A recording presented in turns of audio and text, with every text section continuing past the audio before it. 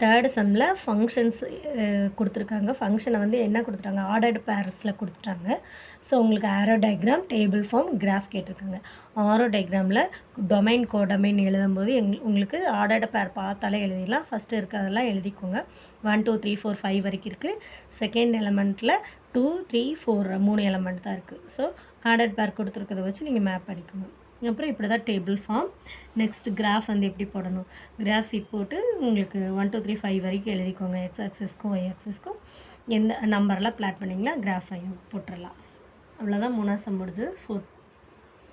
Fourth சம்ஸில் natural numbers to natural numbers வந்து உங்களுக்கு ஃபங்க்ஷன் கொடுத்துருக்காங்க.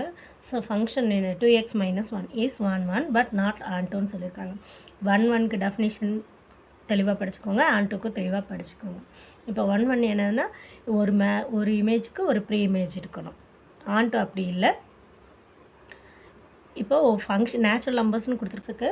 எக்ஸுக்கு வந்து 1 2 3 நீங்கள் ஃபங்க்ஷனில் போடணும்.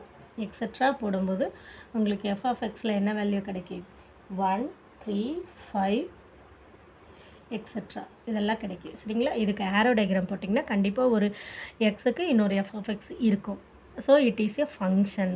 என்ன function, 1 1 function but not on two.